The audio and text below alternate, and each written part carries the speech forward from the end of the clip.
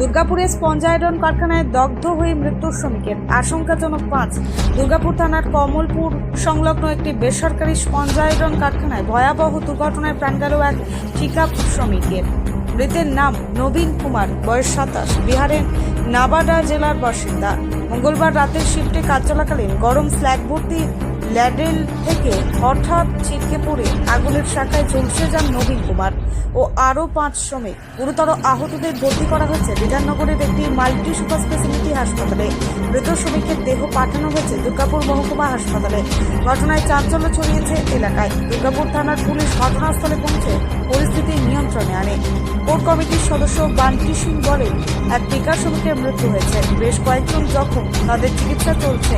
তিনি আরও যোগ করেন, মৃত শ্রমিকের পরিবারকে সঠিক ক্ষতিপূরণ এবং পরিবারের একজনকে চাকরি দেওয়ার ব্যবস্থা করা হবে। শ্রমিকের কারখানার ভেতর আজ তো কারখানাটা প্রায় 40 বছর বয়স হতে চলেছে। দু একটা অ্যাক্সিডেন্ট এর আগেও হয়েছে। গতকাল ঠিক 10:30 নাগাদ কারখানায় কিছু দুর্ঘটনা ঘটে। সেখানে ওই ল্যাডেল মানে যেটা কম কম পড়াও দরকার সেটা একসাথে পড়ে গেছে, তার ফলে বাস্ট হয়েছে। এর ফলে 6 জন আহত হয়েছে, একজন মারা গেছে। ম্যানেজমেন্টের লোককে আমরা বলেছি তাদের যেন চিকিৎসা এবং তাদের যা পাওনা বিভিন্ন কলকারখানায় যেভাবে শ্রমিকদের দাবি বা শ্রমিকদের ন্যায্য পাওনা সেটা যেন পেয়ে থাকে। এখানে কি এগুলো সব বাইরের লোক, বিহার টিহার থেকে এসছেন। আমরা এর বিরুদ্ধে লড়াই করছি। আমরা জানেন ফ্যাক্টরি ইন্সপেক্টরকে আমরা আবেদন করছি, এখানে 12 ঘন্টা কাজ বন্ধ করতে হবে এবং লোকাল 5 কিলোমিটারের মধ্যে বসবাস করে তাদের মধ্যে থেকে লোক নিতে হবে। শ্রমিকদের নিরাপত্তার বিষয়ে কিছু চিন্তা ভাবনা করছে? শ্রমিকদের নিরাপত্তা মোটামুটি শ্রমিক সংগঠনের পক্ষ থেকে দাবি ওঠে, ভবিষ্যতে এই ধরনের দুর্ঘটনা রুখতে কারখানায় বাড়াতে হবে নিরাপত্তা। সঞ্জয় রক্ষিত জানান, কাল রাত 10:30 নাগাদ এই দুর্ঘটনাটি ঘটে। হঠাৎ করেই বিস্ফোরণ ঘটে এবং প্রচুর শব্দ হয়।